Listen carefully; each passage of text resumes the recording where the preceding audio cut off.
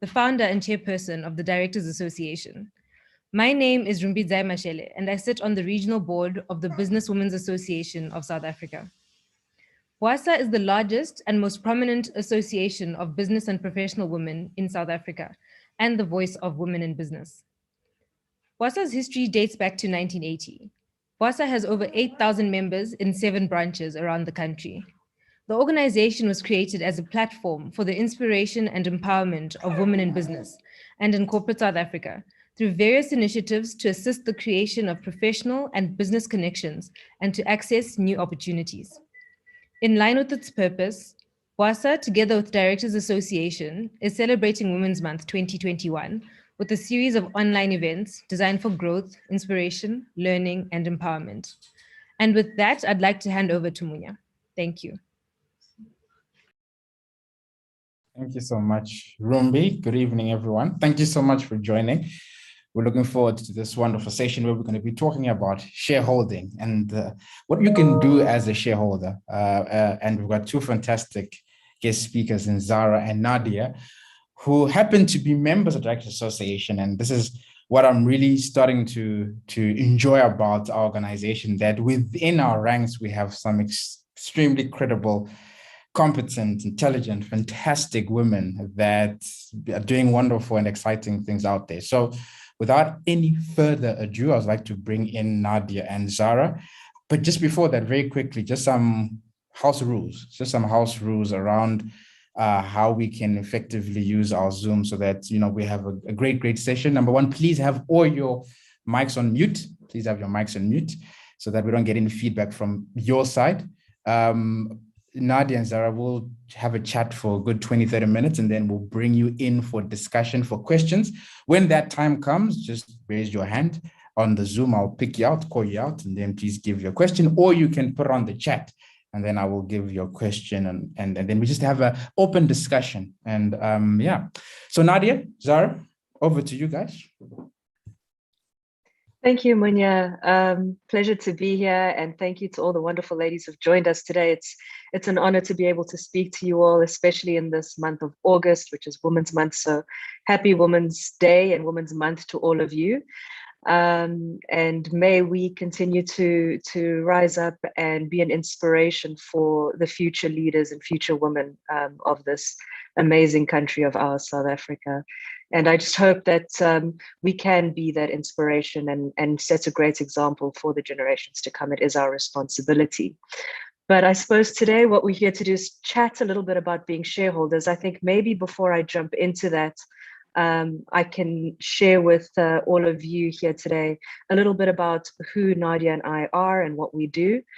And I'll speak, primarily to our main business, but of course, we have shareholding in several businesses, and I think that's where we are able to share some what I hope is going to be very good insights with everyone around this room today. So Nadia and I are sisters and business partners. And in that and in shareholding comes various challenges, but also a lot of great opportunities and benefits as well. So we have a business that focuses on transaction advisory and capital raising. We assist businesses on a daily basis, understand what their options are in terms of accessing funding, and then hold their hands through the process of unlocking funding, various sources of funding that are available in the market. In that, what we've also been fortunate to experience is what shareholding looks like, not only in our businesses, but in a lot of the businesses we engage with. We've been able to see where some of the challenges come in, and where some of the areas that businesses haven't necessarily been able to, or haven't thought about in not unpacking, understanding, and really unlocking the potential of their shareholding. So, there's that saying that comes from Spider-Man: with great power comes great responsibility. Being a shareholder carries with it immense power, but what comes with that, of course, is responsibility as well. The responsibility to essentially look after the well-being of the business. We rely on directors and the Directors Association. For anyone that's had the benefit and the privilege of going through their training, has had the opportunity to really understand the responsibilities of directors. But ultimately, at the end of the day, it's the shareholders who determine who the directors are going to be and how the directors are going to run a company. So Nadia and I, as I've mentioned, we've got our business, Uzenzele. We've been running that business for the past just over 10 years. And we've also got shareholding in various other businesses. I think I'm a shareholder in approximately 6 businesses. And so in those, some of them like Uzenzele, it's just Nadia and I. Others, we've got other shareholders around the table. So what we've been able to do is experience what it's like to have partners, because shareholders are partners at the end of the day, what it's like to have them around the table and what some of the considerations are in ensuring that, good governance and good governance is applied, and really all those elements that are very, very paramount to having a successful business and ultimately being a successful shareholder come to light. Nadia, is there anything you'd like to add in at this point? I think before we do that, what Nadia and I thought would be ideal today is not to share a presentation with everyone, but to have an open and frank discussion about what our experiences have been, what our learnings have been, where we found ourselves sort of as shareholders stumped or reaching barriers, and what we've done and how we've done some of those things in order to ensure that we are valuable, contributing, and benefiting shareholders. Nadia, would you like to add anything? Thanks, Zara. I think importantly for the audience is to note that both Zara and I have typically served as shareholders and executive directors, steerco members in businesses that are privately held and not listed entities. And with that comes some complexities, and very much the types of businesses have been in the family business arena or in family style businesses, as Zara said, with other shareholders whom we've become really close to over time and have had a relationship with prior to entering business engagements together. What's really interesting is when you start unpacking your rights as a shareholder and understanding what mechanisms are available through the Companies Act, through utilizing your memorandum of incorporation as a tool to unlock value, and then also starting to unpack, are you purely a shareholder? So as Zara said, with a lot of the work we do today in our day-to-day business is in capital raising, and in that space, we're currently executive directors, and we're trying to transition over to a more shareholder type role as the primary hat that we wear. But there's a massive gap between being an executive director of your own business to moving into a shareholding position with a non-executive role and responsibilities.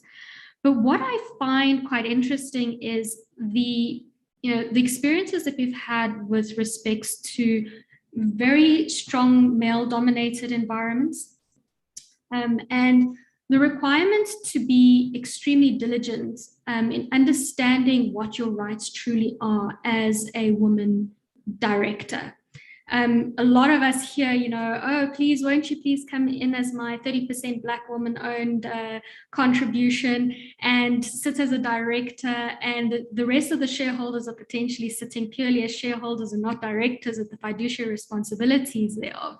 And I find that a lot of women in the work that we do and in reviewing applications and company structures, a lot of the women who are in those positions don't quite understand the importance of them being directors, how much control that they have, and from a shareholding perspective, what rights they should have available to them.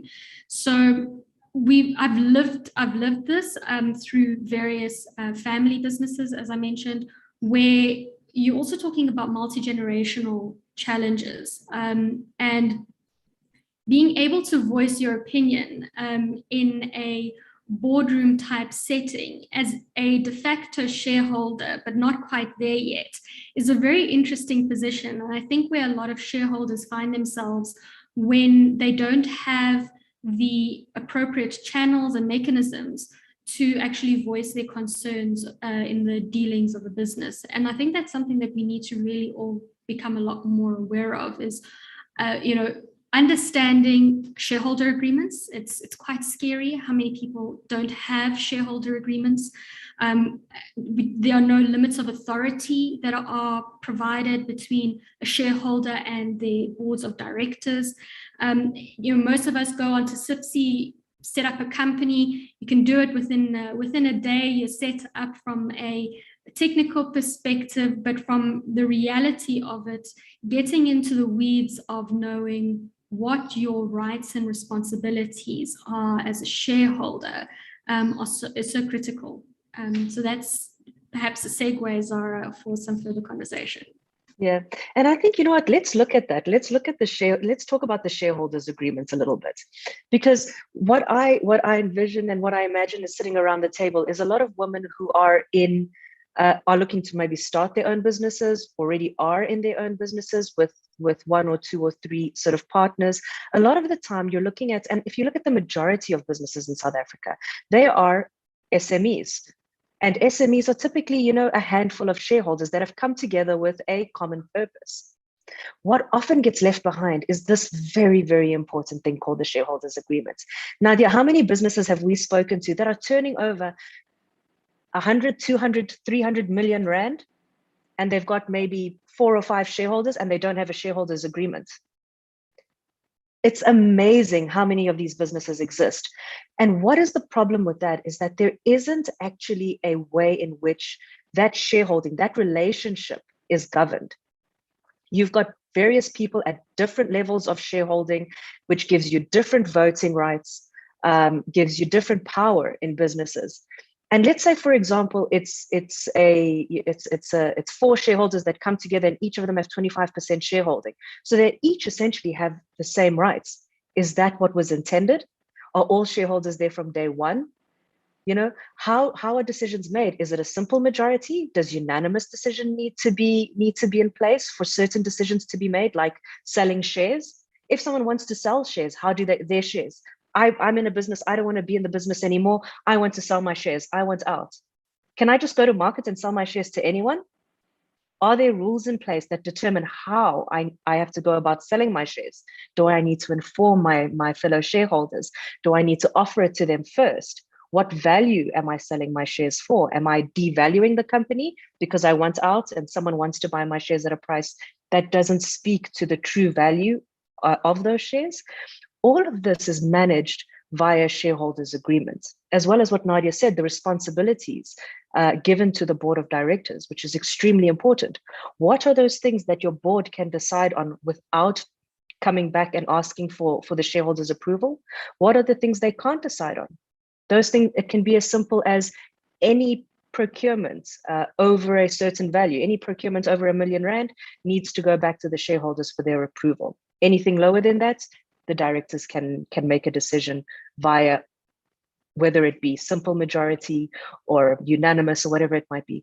The shareholders agreement gives the shareholders is the document that actually governs and determines how the shareholders engage with each other and what their power ultimately entails. And what we often see in family business environments, which is 99% of the types of businesses we help in our day-to-day consulting, most of these businesses don't have those agreements in place. And the concern there is the minute there's a slightly difficult topic to discuss where certain changes need to take place, everything falls apart.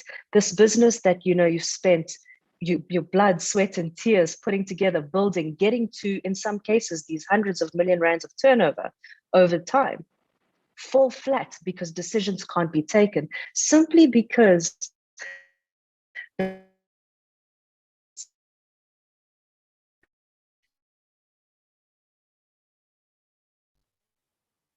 I think I'm having a connection issue. I'm not sure if I am. I think you're back. Yes. I think I'm back. I don't know how much was heard or wasn't heard. Nadia, perhaps you can pick up from where I left off. I'm not sure where I cut out. Sure. So again, what we see in so importantly is, shareholding is about creation of wealth. It's about bringing that value back into your personal balance sheet in some way or fashion. What we see is when it comes down to what's sitting in your shareholders agreement, dilutions, valuations, various mechanisms that sit and are governed through your shareholders agreement, one of the other key areas that we see as a challenge is the requirement for personal suretyship and directors providing balance sheets in order to raise capital. And again, this becomes a question. If you are a shareholder, do you want to purely be a shareholder and not be exposed to some of the risks that come with raising capital to grow your business? That capital may be required in order to grow the valuation of your business and add that wealth into your balance sheet. So one of the big things we always say is when you're looking at your shareholders agreement, it starts asking a lot of questions as to what the intentions of that shareholding truly are. And what are some of the philosophies that you want to impart through your shareholders agreement, through your memorandum of incorporation, through your annual general meetings? How many shareholders really have in the SME environment really have an AGM that is governed and where shareholders are able to express their requirements of how businesses are taken forward, what growth needs to take place, or what's required for sustainability. So I think that these are some of the interesting areas around sustainability, governance and compliance that are also certain areas that as women, we're a lot more diligent about. Men are typically, as we all know, a lot more risk-taking than we are as women.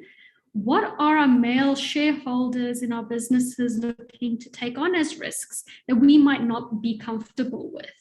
And how do we become fair with those different risks and have those conversations with them? How do we bring in additional levels of compliance, of governance, of understanding of our businesses where we are purely shareholders or shareholders in a non-executive directorship position? So there is so much to really unpack, and the two founding documents around that start stimulating a lot of this thinking as shareholders are your shareholders agreement and your memorandum of incorporation. Zara, anything to add? Absolutely. I think, the memorandum of incorporation, and I don't know how many people in the room today have registered their own business. When you register a business in South Africa, there's a standard MOI, Memorandum of Incorporation, that gets applied across the board. And what most businesses don't do is read that MOI and change the elements that they want to in that founding document. So every business, it's a requirement in the Companies Act, every business has a Memorandum of Incorporation. And if you don't submit your own MOI when you are registering your business, the standard sort of, the standard MOI that's been developed and is essentially, it's almost like a template document, gets implemented. That speaks to the general understanding of how a business is to be run. But as shareholders, you've got the power to change that MOI. And this is really, really important because that MOI, in the absence of a shareholders agreement, the MOI stands. And the MOI, like I said, is standard. Every business comes with one. If you haven't written your own, the general rules are going to apply. So looking at the MOI as a shareholder, this is really very important. And what a lot of businesses don't do is, what a lot of shareholders don't do, especially when they're going into a business as a new shareholder, is actually ask to see that MOI. And as women, and I think we need to also look at this, and Nadia, you've spoken a lot to being women today, but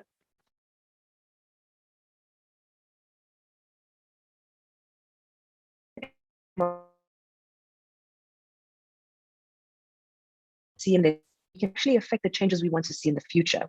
Does the MOI speak about diversity in the shareholding, in the directorship of a business? Does the MOI speak about, and in that diversity, we're talking about gender, age, experience. All of this is important, and we're seeing more and more that boards, the way they are structured, that old idea that everyone around the table in a board needs to have financial experience and must be, a very, very well experienced and have years of board experience and be a chartered accountant or a financial manager, whatever the case might be. That's being thrown out the window because there's so much more to running a successful, sustainable, responsible business. And this comes down to the governance at the end of the day. So the MOI is actually a great place to put in some of these criteria that you want to see. You can say we want to see at least 30% or 50% or 70% of the board needs to be the South African term transformed. But when we say transformed, let's look at it across the spectrum. So race, gender, or gender is actually very complex now as well. So what does that mean? We don't want to necessarily just say female. We want to be representative because we get so much more value out for a business when we do that. So shareholders, what are some of those powers we have?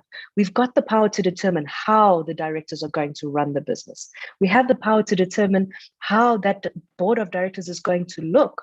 We've got this ability to influence what happens in putting together the MOI, the shareholders agreement. And what we do as women a lot of the time, and what we've seen women do, is accept that role of shareholder. Okay, you want me to be a shareholder? Great. I've got this opportunity to hold these shares. But then you take no decisions. We see this a lot in family businesses where wives and daughters are given shareholding. And in South Africa, that happens a lot because of the transformation agenda, because of BEE. You've got a woman shareholder now. So you're ticking a box. But that shareholder doesn't actually have decision-making powers. At the end of the day, that is your asset. It's up to you. You can decide what to do with those shares. And so I think as women, we need to actually start understanding what rights we have as shareholders and actually start leveraging them. Start putting you're putting movement and momentum behind that power, because we have the ability to actually have massive transformation happen in this space. Zara, as you were talking, I was thinking about, one of the other primary pieces of information and document that scarily a lot of people don't have access to is their shareholders certificate. And so the share certificate is, at the end of the day, if you don't have that and you don't have a shareholders agreement, your shares mean nothing. And we've seen this in businesses we participated in at very early ages. You can have an amazing business, but if you don't have the documents to prove it, you actually don't have anything at all.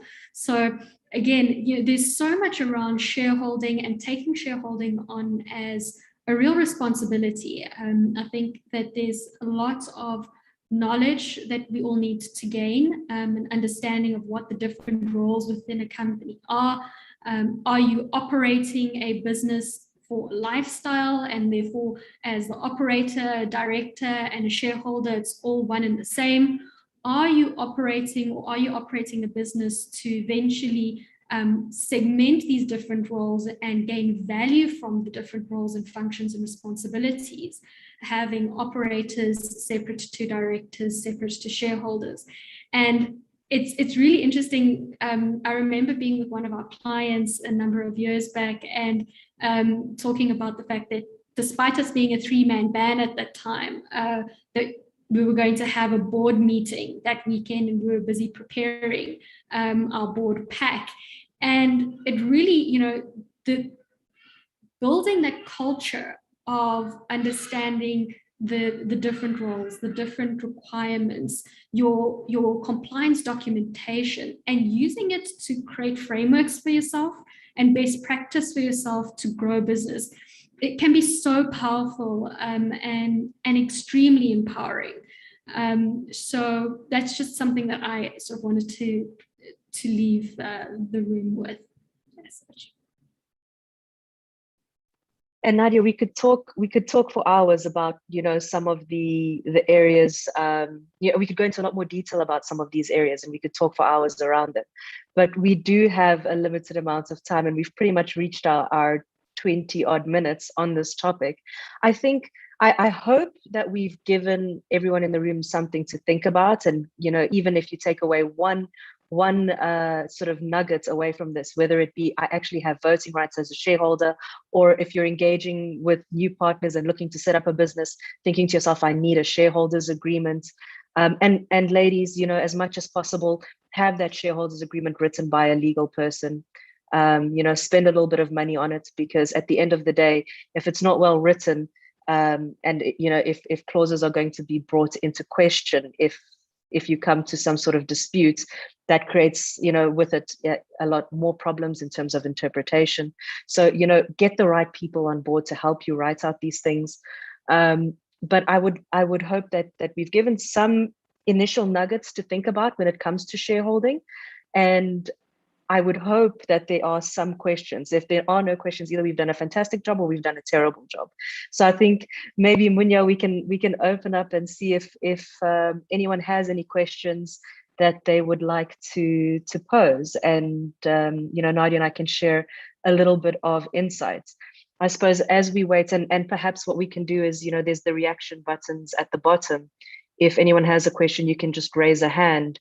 And then Munya can give you the option to unmute and ask your question, or I think, as Munya said, you can also pop it in the chat box.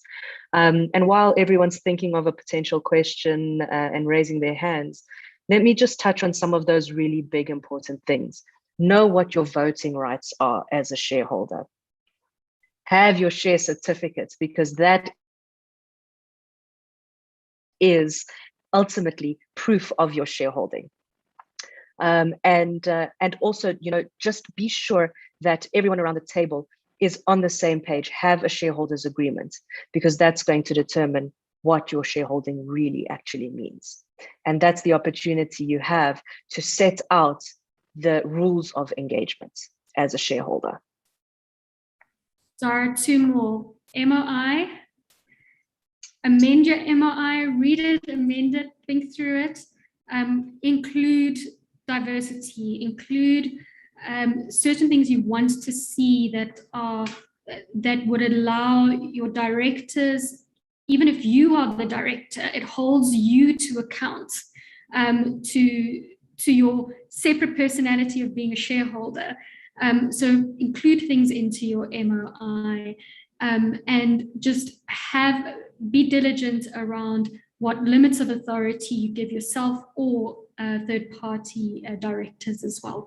So those are my two additions to that summary. Thanks, Zara. Oh, fantastic. So many insights there. Learned so much in 30 minutes? Fantastic. So team, anything? Please, you can raise your hand, or you can Rumbi's got something in the chat. How do I remedy the situation if I don't have an MOI, a shareholders agreement, or a share certificate? Essentially, I don't have anything. How do I remedy that? So I think first and foremost, you do have an MOI. As I mentioned, the MOI, if you don't write up your own, or if you don't amend the standard one that comes with every company, then the general template applies. So I suggest, go onto CIPC and ask for your MOI. So every company's MOI is listed on CIPC. If you haven't lodged your own, the standard one applies. You can, but just to be sure, go onto CIPC and request your MOI. That's number one. Number two, if you don't have a shareholders agreement, start to speak to your fellow shareholders and tell them, guys, we need to actually put some compliance in place. This is really important. It's a top governance element in terms of having partners. Let's write out our shareholders agreement and start to engage with legal representation, someone that can come on board and help you actually.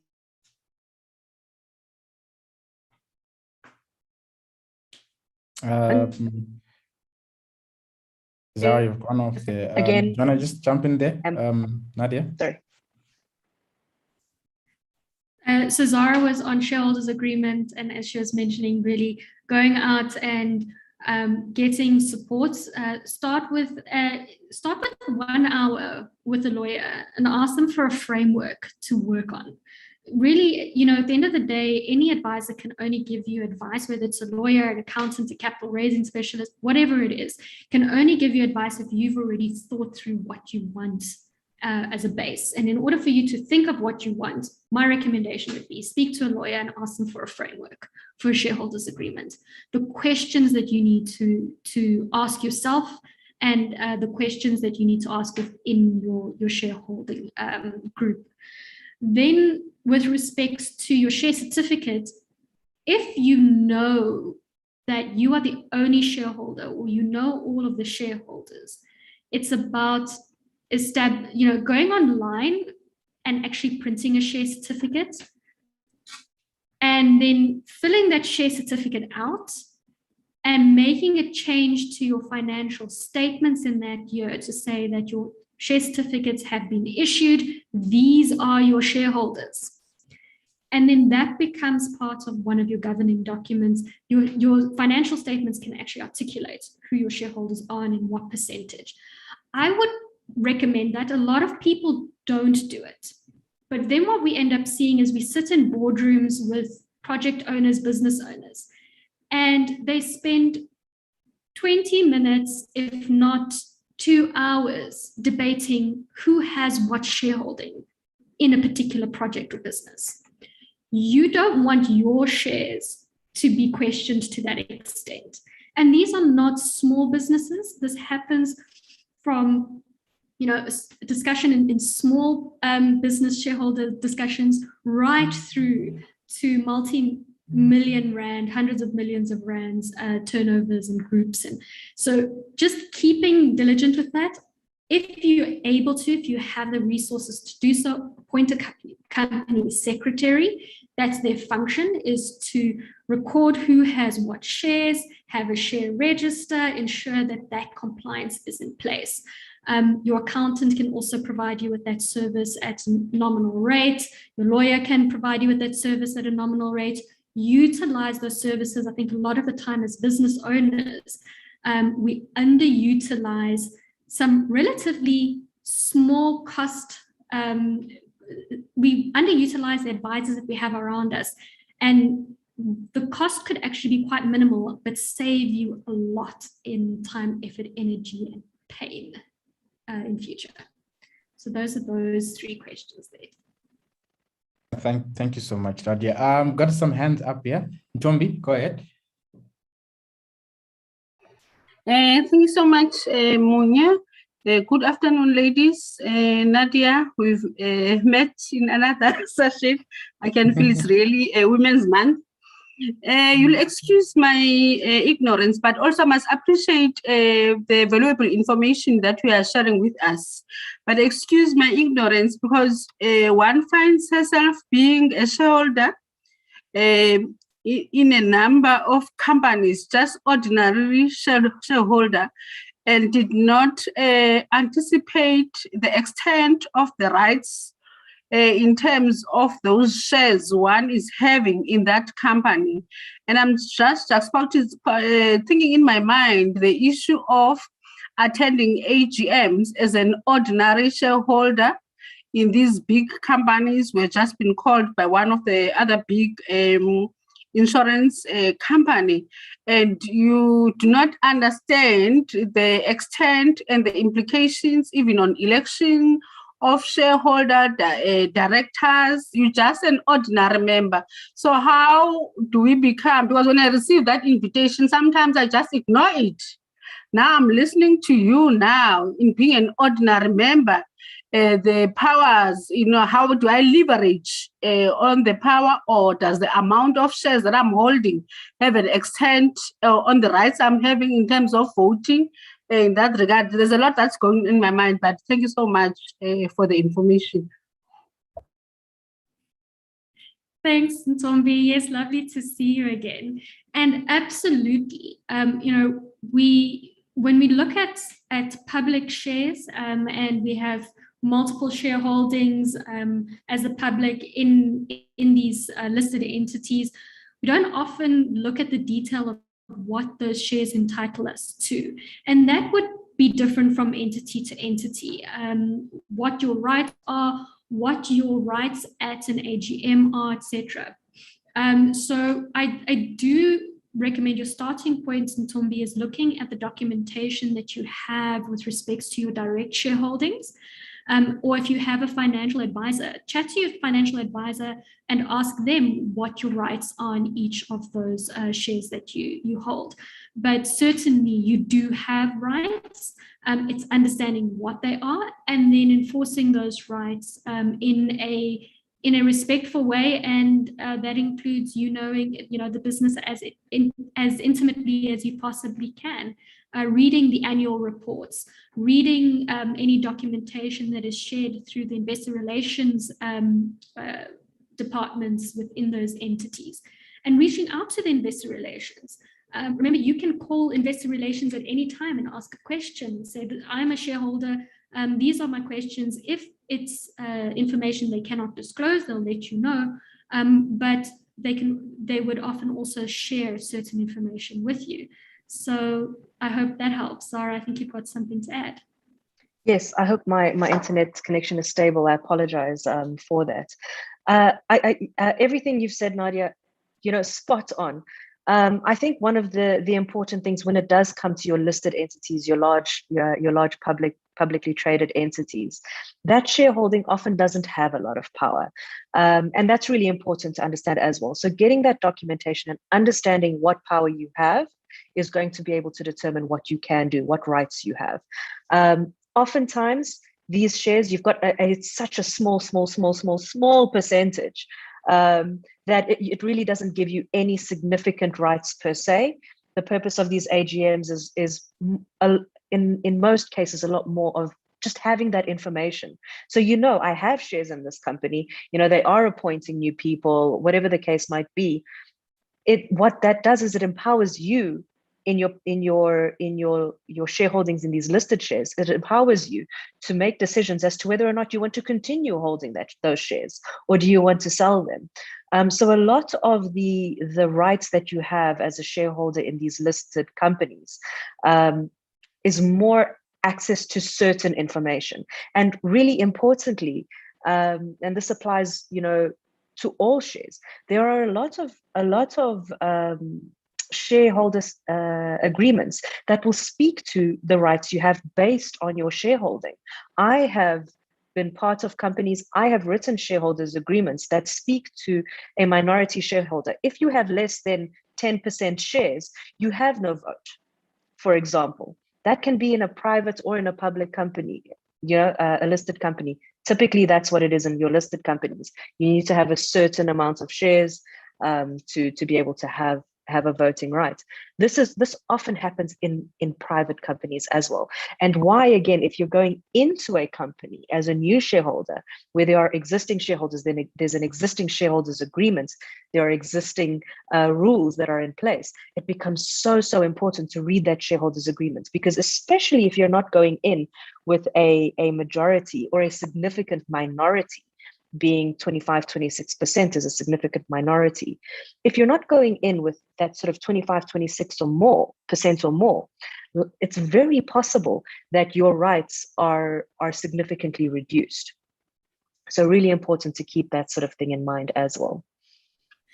And with that as well, where we look at shareholding from a transformed perspective. So as if you are holding shares, we see this often as Black participants, broad-based or as an individual, there'll often in those shareholders agreements be limitations on the transference of those shares. So your ability to liquidate your shares at a specific value, your ability to transfer those shares to anyone who may want to buy it may be limited because it needs to go to other transformed individuals. So again, if you're participating in empowerment transactions, empowerment deals, it's really important to read that detail, because it's all well and good to say that we're shareholders. Similar to, as we talk about it, we say, I own a property.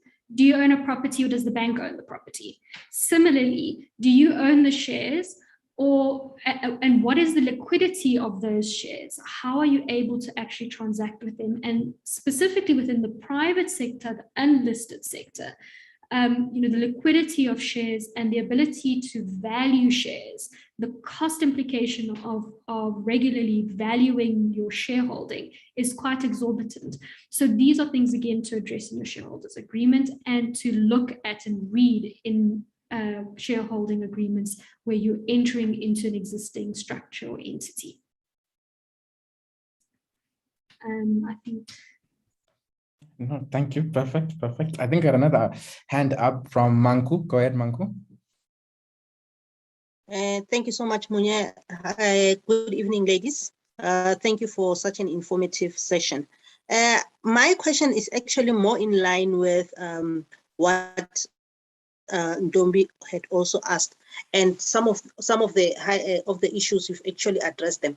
Now, one of the things that I would like to ask is that when you are an ordinary shareholder and you have very low amount of shares, usually where I'm a shareholder at, they send a proxy form every time when we have to go when there's an AGM.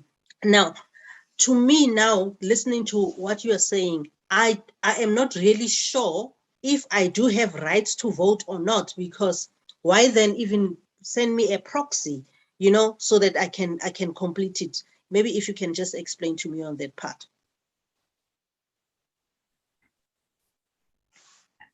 Thanks, Manku.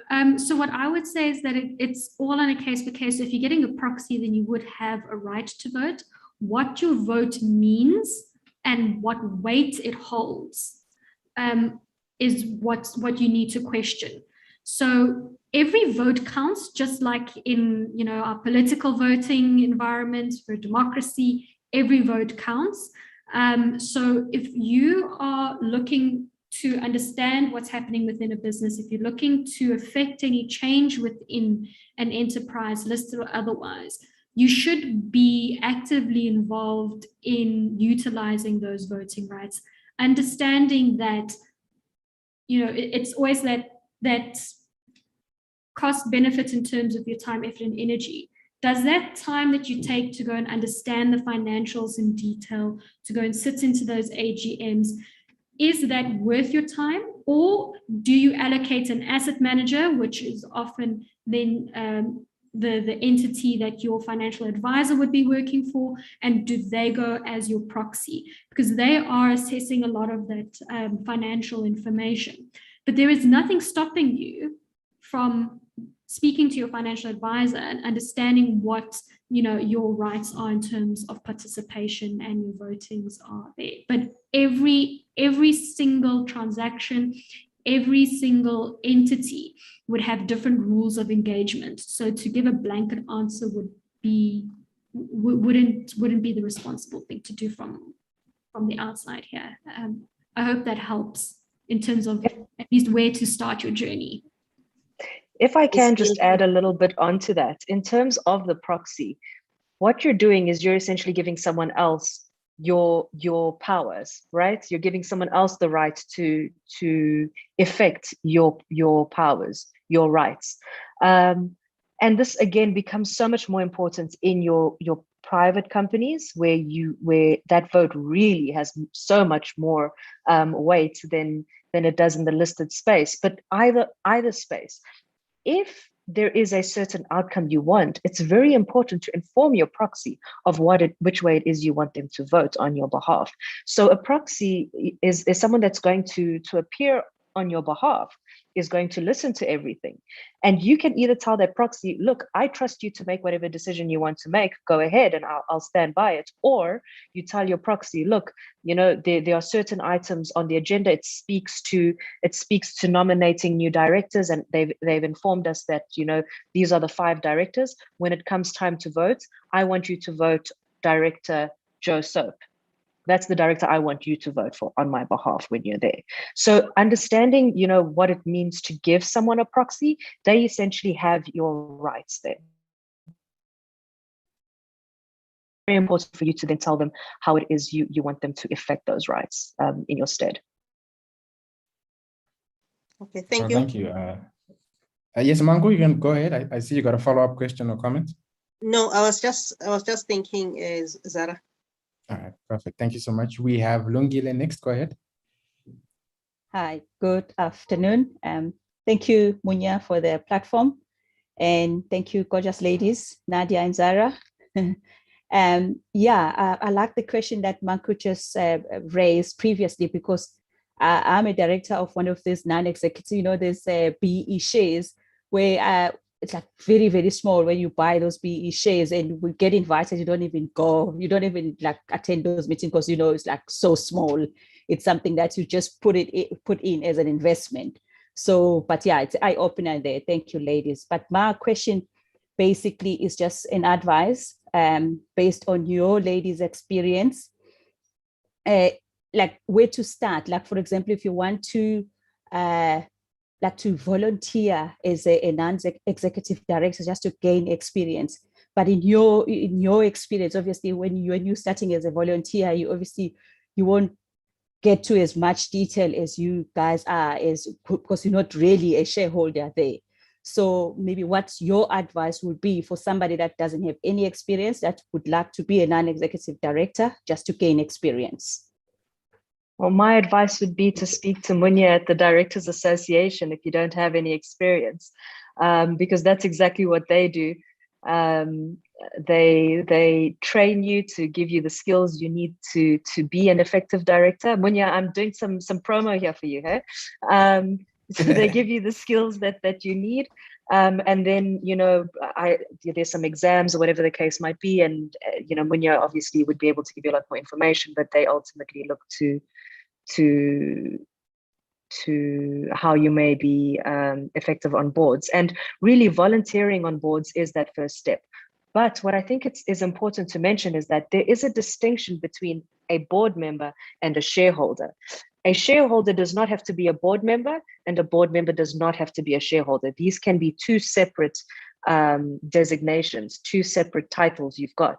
So what you'll find a lot of the time is, you would have heard of the term silent shareholder. A silent shareholder is someone that holds shares, and they can have significant shareholding, but they are not involved in the running of the business. What directors do is they engage on how the business is run. You've got executive directors, you've got non-executive directors, and you've got independent non-executive directors.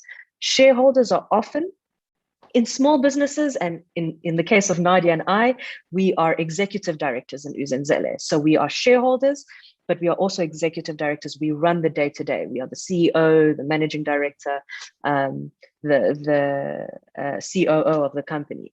So in that case, we are executive. We are making executive execution decisions on the business. Your non-executive directors are not involved in the day-to-day running of the business. Many shareholders, especially in larger companies, sit as non-executive directors. So they come, information of the business is reported to them. They see the budgets, they see the strategies. They say, yes, we're happy with this, we're not happy with that. Directors are great, directors are not great. It's the shareholders who appoint the directors, and they may appoint themselves, or they may appoint completely separate people who have no shareholding in the business. This is really important to keep in mind. So, what's very interesting is oftentimes you can't tell who the shareholders of a business are unless you go to the business and you ask them for their share certificates, their share register, or if they tell you.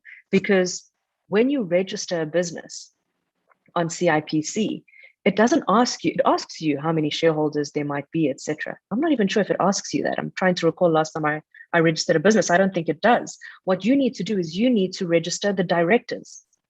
And again, the directors don't necessarily have to be shareholders. So CIPC, when you pull a company document, it tells you who the directors of a business are. It doesn't mean that those are the shareholders of the business. And that's really, really an important a bit of information to keep in mind. Spot on. And I think that confusion is rife across with entrepreneurs, especially. They register a business, they are a director, and they assume they are well, they are shareholders, but they don't have any shareholder agreements, share certificates, etc. Here's a quick question for me as well. So this idea of shareholder pooling agreements, right? So have you seen that being practiced when essentially pooling is when minority shareholders will come together, join forces with their 2% and 4% and 5% and 6% in an attempt to have a large, have you seen that happening in any of your companies? Absolutely. Absolutely, we've seen that. And we've seen it more in some of the companies we engage with, some of our clients. But voting pool is really quite interesting.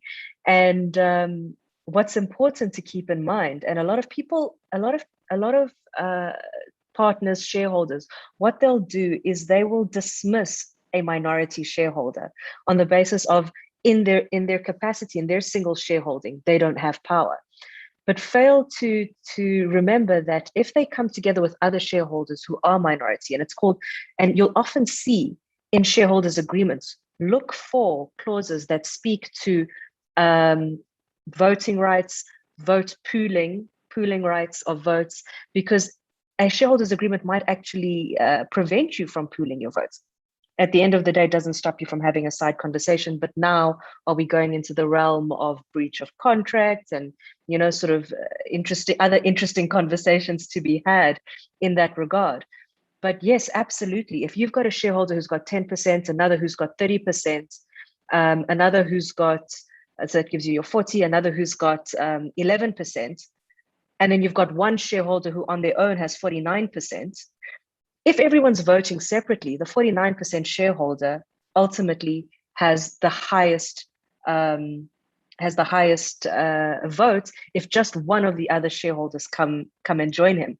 But if all three shareholders together, holding their 10, 30, and 11% come together they have 51% and can actually outvote that 49%, as an example. So yes, this is actually a fantastic question, when you fantastic point you bring up there. Really something valuable to look at. And it also becomes very important to see who your fellow shareholders are. Are you going to be engaging with them? Are you going to be able to engage with them, in a friendly manner? Do they have similar ethics, principles, beliefs? In terms of how business is run, decisions are taken, etc. Do their feelings on all of these complement yours? All of this is also really important to consider. Fantastic. So I guess, Nadia, you'll take the next question, which comes from Dorcas. Go ahead, Dorcas. Hi, everyone. Hi. I just need clarity on something.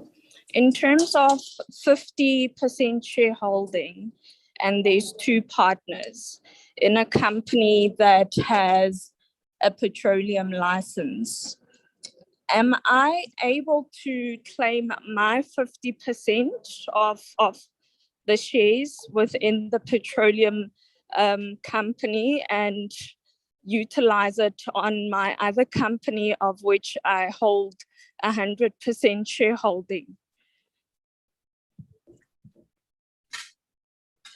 So Dorcas, I think there's a lot of complexity in that question, and so it's we're needing to understand, what petroleum company are we talking? Wholesale license, retail license? Why do you need to utilize it? Okay. So I think, Dorcas, perhaps some of the questions that would need to be answered to anyone that would give you proper advice, they're going to ask you, why do you want to transfer it? For what purpose? And then secondly is, what does your shareholders agreement in the entity that's got the 50-50 say? Yes. What can you do according to that shareholders agreement, and any subsequent minutes of the meetings that were held, or any decisions that were taken by the directors around any subsequent requirements around shifting utilizing shareholding from one entity to another. But I do know on the petroleum side specifically, there's also a lot of complexity from a regulatory perspective with, Department of Energy, and whether you can, be a wholesale license and a retail license holder, et cetera, et cetera. So a very loaded question. I would really recommend that you go and see a lawyer around that and see what your rights truly are. But see if you've got any minutes, what's sitting in your shareholders agreement, and take that forward. I hope that's given, again, you some first steps. Yeah, and I think my uneducated or educated guess, whichever way you want to throw it, is I don't think you can now, because the license is with the company, not with the shareholders. So I'm guessing the Department of Energy will give a license to ABC Incorporated, right? Can that license be transferred to someone else? So the question, as I understood it, Munya, is can the shares be transferred? And this is why, again, the question is why? What are you trying to transfer? And for what purpose? Mm-hmm. Agreed, Because, agreed. example, I think if I can add my 2 cents. Sorry, go ahead, Nadia. For example, you might be wanting to transfer it into a family trust, which is another company. So then, okay, it triggers capital gains, it triggers other intricacies. At what stage do you transfer out? Do you transfer at the appropriate times, etc.? So there are so many. There's tax implications to transferring. There are a myriad of questions to ask, and as a shareholder, that's again where you need to equip yourselves with the questions to ask your legal and accounting and tax professionals that sit around you. And specifically in your case, again, just confirming what is allowable by the department, given that it's a license, if it is a license holder. Mm-hmm. Can I throw my 2 cents in? Yeah, I think Dorcas, what you've done here is you've opened up a Pandora's box, but simply because I think what we don't know is really what the question is. That, there's a lot of questions, as Nadia said, that come out of what you've mentioned.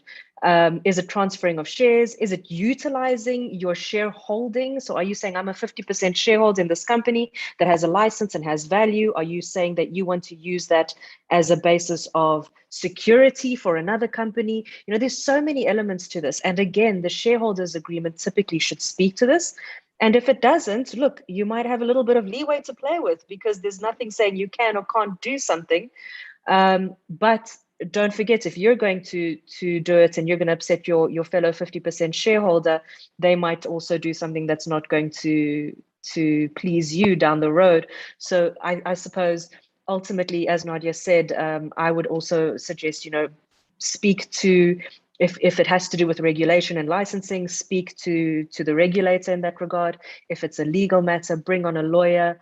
If you don't have a shareholders agreement and it's not necessarily to do with the licensing and regulation aspect, sit down with your fellow shareholder and say, look, if it's about utilizing the value to provide security for something else, say, I want to do this, and understand what are the risks of that. And you and your fellow shareholder need to have a conversation. And it's the prime opportunity to also say, if you don't have a shareholders agreement, let's actually put into writing how we want to engage in our business dealing, so that next time, if I want to use security, use my shares as security, am I allowed to do that? Aren't I allowed to do that? A lot of the time, a shareholders agreement will say that you cannot use these shares as security for a loan in another company or a personal loan or whatever the case might be. A shareholders agreement may prevent you from doing that. So, what value are your shares giving you? In many cases, we've seen this. We've seen shareholders agreement that prevent the shareholders from utilizing the shares as collateral. So, and these are shareholders, these could be businesses that are really successful, but shareholders aren't getting dividends. Now they can't use their share. What's the value of your share? If you're not getting money out, you're not getting directors' fees, you're not able to use your shares as security, what value are you getting for your shares? Is it even worth being a shareholder? All these sorts of questions then come about. So shareholding is actually really very complex. And the question that you ask and how you ask that question is also very, very important. Fantastic. I think we can take one more before we close. Oh, Dorcas, you were responding. Okay. Yes, I was saying it's basically a wholesale license. And the only reason I'm asking in terms of the 50% of the shareholding on my part is in terms of utilizing just the license, but not securing any form of loans or anything of that sort. So I was basically just trying to figure out, when it comes to 50% shareholding, am I able to use whatever license I have in the 50% shareholding with my other company that has 100% shareholding? But I guess with the regulator, I'm just going to have to then, like you are saying, take it up with them. And as far as I know, the license is non-transferable unless the directors have changed, but you can't transfer it onto another company. But thank you, ladies. Fantastic. Thank you, Dorcas. One more question, team. Then I guess we can call it a night. There is a chat. There is a question from Mashud on the chat. Great chat. Do we load the PDF document during the application on CIPC, or we send it out separately to CIPC? I'm guessing this is the MOI, which you spoke of earlier.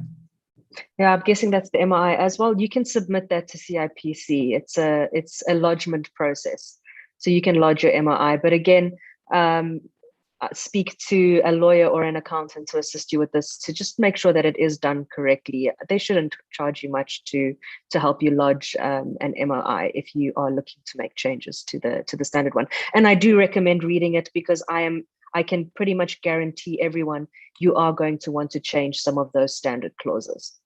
Yeah, I agree. All right, anyone else, team? Then we can close.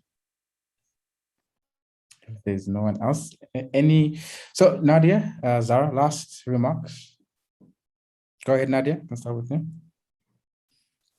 So thanks, Munya. I must say that I was quite nervous coming into the session because, shareholding is one of those things that's kept quite close to chest, and lessons learned are often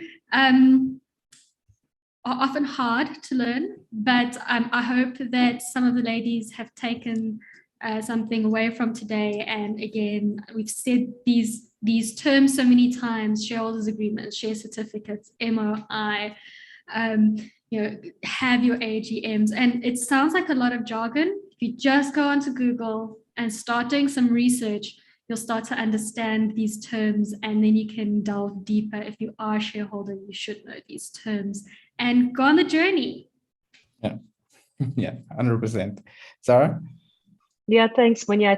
Thank you for the platform. Thank you for allowing us to share our knowledge and our learning with all these wonderful ladies around the room. I want to say around the table, so I say around there, and then I remember we're not around a table. So in this room.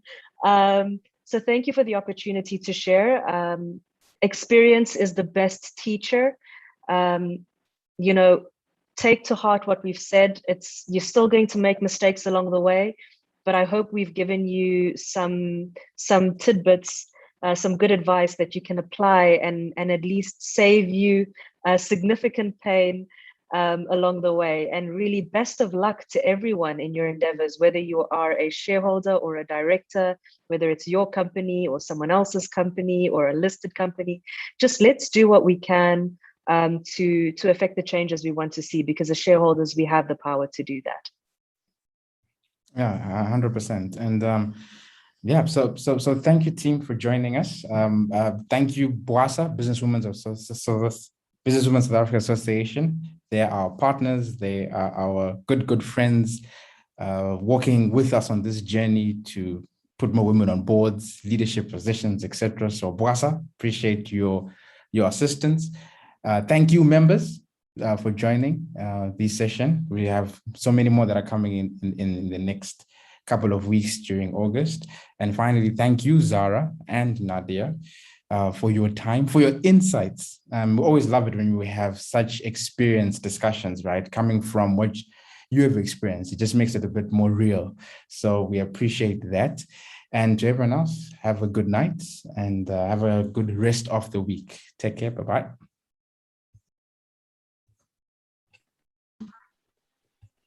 Bye. Thank you. Bye.